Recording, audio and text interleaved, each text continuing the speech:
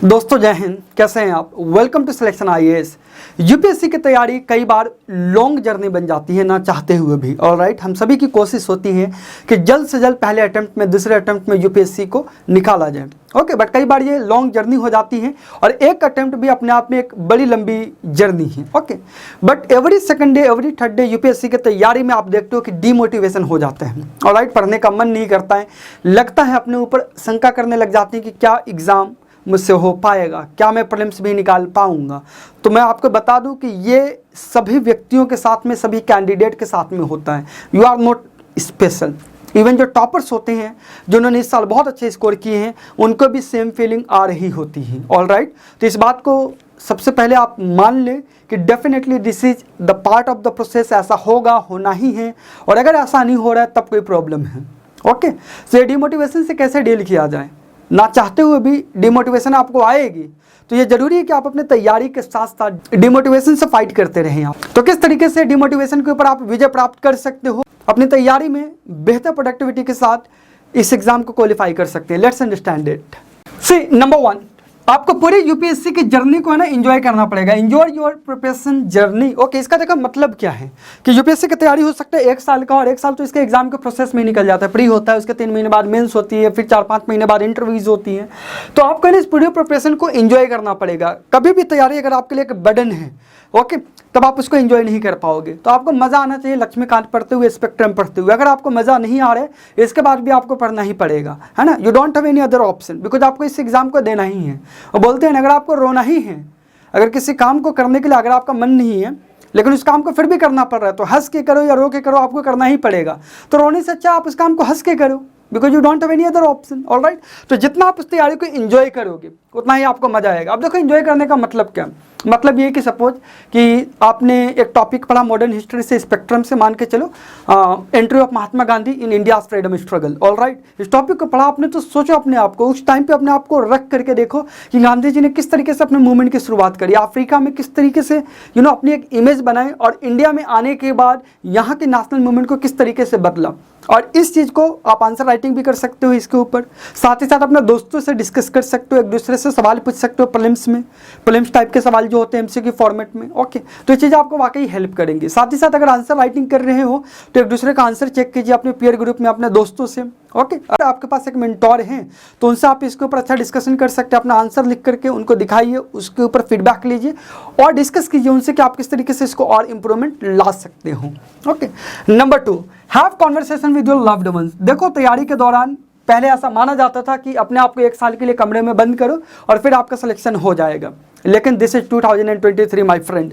UPSC के पिछले 5-6 सालों को अगर आप पैटर्न को समझोगे तो आप पाओगे कि दुनिया से कटना नहीं है, बल्कि दुनिया में रहते हुए, दुनिया के प्रॉब्लम को समझते हुए, दुनिया में जो नई टेक्नोलॉजीज आ रही है, जो दुनिया बदल रही है, उन सब को समझते हुए, उन सब को जानते हुए आपको इस तैयारी को करना पड़ेगा। तभी आप एक अच्छा सॉल्यूशन दे पाओगे as a civil servant. UPSC के प्रीलिम्स की, मेंस की आप क्वेश्चंस उठा करके देखें, वो वही कर सकता है जो इस समाज में रह रहा हो। तो आपको कट ऑफ नहीं करना है पूरा। ओके, हाँ, डेफिनेटली आपको 8-9 घंटे, 10 घंटे प्रॉपर तरीके से पढ़ाई करनी पड़ेगी, बट उसके बाद आप थोड़े टाइम के लिए जरूर कोशिश कीजिए कि आपको जो भी जेन्युइन केयर करते हैं, जैसे आपके पेरेंट्स, आपके दोस्त हो सकते हैं, ऑलराइट, आपके सिबलिंग्स हो सकते हैं, भाई बहन हो सकते हैं, मेंटोर हो सकते हैं, आप उनके साथ जरूर समय बिताएं, उनसे बातचीत करें, तो ये चीज़ आपको डेफिनेटली मोटिवेटेड रहने में हेल्प करेंगे। Next is watch toppers videos. देखो, टॉपर्स वीडियोस इनिशियली तो हेल्प करते हैं। अगर आप फर्स्ट अटेम्प्ट में हो या सेकंड अटेम्प्ट में हो तो आपको थोड़ा सा आइडिया मिल जाता है कि किस तरीके से तैयारी करनी है। जो टॉपर्स होते हैं उनकी भी एक अपनी स्ट्रगल होती है, ओके, अपनी एक स्टोरी होती है। तो आप पाओगे कि उन लोगों ने भी लगभग उसी तरीके का संघर्ष किया, और जिसकी बाद वो लगे रहें, डटे रहें, उन्होंने कभी गिव अप नहीं किया, और फिर अंततः उनका रिजल्ट आया, वो आईएएस ऑफिसर बने, वो आईपीएस ऑफिसर बने। ओके, तो टॉपर्स वीडियोस आप देख सकते हो, लेकिन एक पॉइंट के बाद मैं मानता हूं कि आपको वो जो मोटिवेशन है वो आपके अंदर से आना चाहिए। वो सेल्फ इंस्पायर्ड पर्सन होना चाहिए, सेल्फ मोटिवेटेड पर्सन होना चाहिए। अगर दूसरों को देख करके बहुत ज़्यादा मोटिवेशन ले रहे हो, वो भी आपके बहुत ज़्यादा काम की नहीं होगी, ठीक है, बट इनिशियली या it helps. Next is self introspection. देखो आत्मनिरीक्षण करना बहुत ज़्यादा ज़रूरी है। हर रोज़ आप अपने आप से ज़रूर मिलें। वो बोलते हैं ना, अंग्रेजी की एक बड़ी अच्छी कहावत है कि आप हर दिन अपने आप से अगर नहीं मिलते हो, 5 मिनट के लिए, 10 मिनट के लिए भी नहीं, तो आप दुनिया के बेहतरीन व्यक्ति से मिलने से चूक जाओगे।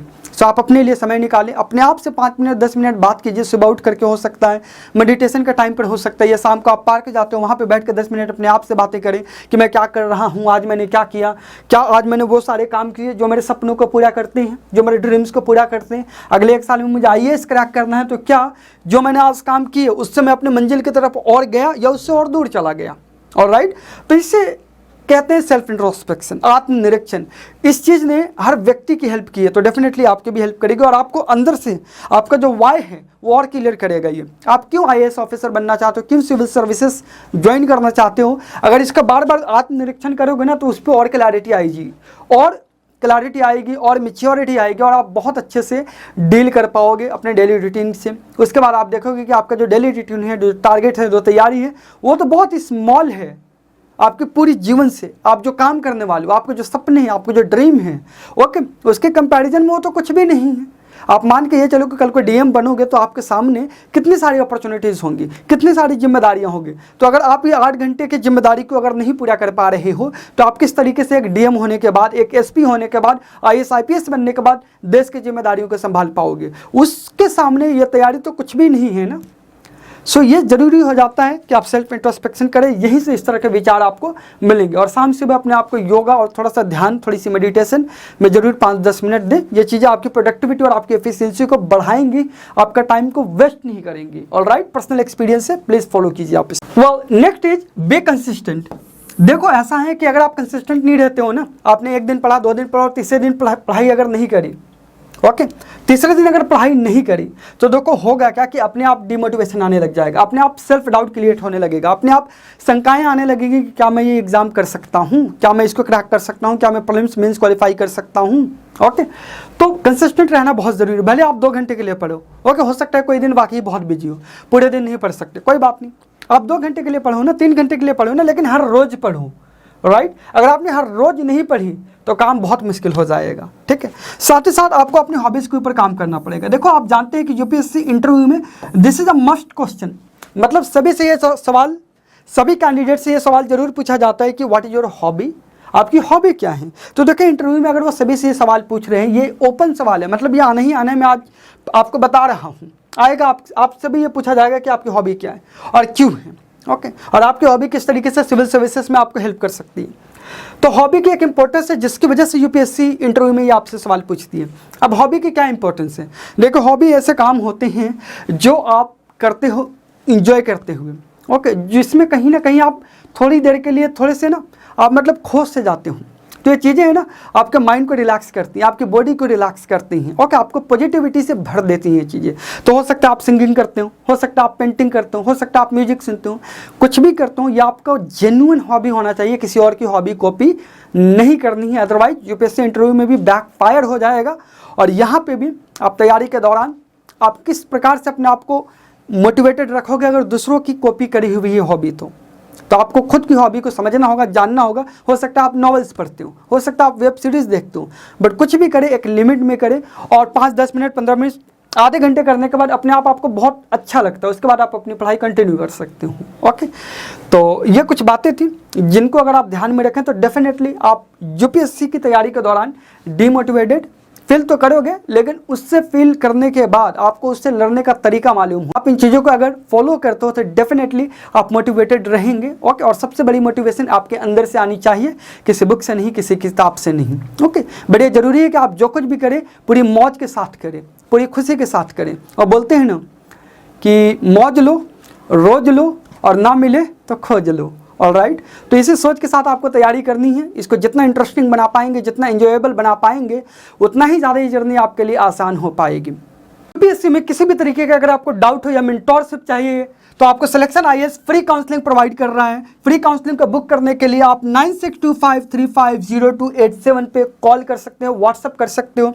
साथ ही साथ info@selectionis.in के ऊपर भी आप हमें मेल कर सकते हैं, हमसे बात कर सकते हैं। ऑलराइट, और we would be happy to help you. Okay, तो अगर आप किसी भी तरीके की प्रॉब्लम में हो या कहीं पर कुछ समाधान चाहिए हो सकता है कि जीएस में हो, एथिक्स में हो, एसए में हो, प्रीलिम्स में हो, मेंस में हो, इंटरव्यू में हो, लैंग्वेजेस के अंदर हो, तो आप इस नंबर पे हमारी फ्री काउंसलिंग ले सकते हो और इसके बाद अपनी जर्नी को और भी ज़्यादा आसान बना सकते हैं। मैं कलाम आज़ाद आपको सुनहरे और उज्जवल भविष्य की कामना करता हूँ। दिस इज सिलेक्शन IAS, जो कि एक इनिशिएटिव है हम होंगे कामयाब NGO और सिलेक्शन भारत फाउंडेशन दिल्ली का। बहुत सारी शुभकामनाएं, गुड लक।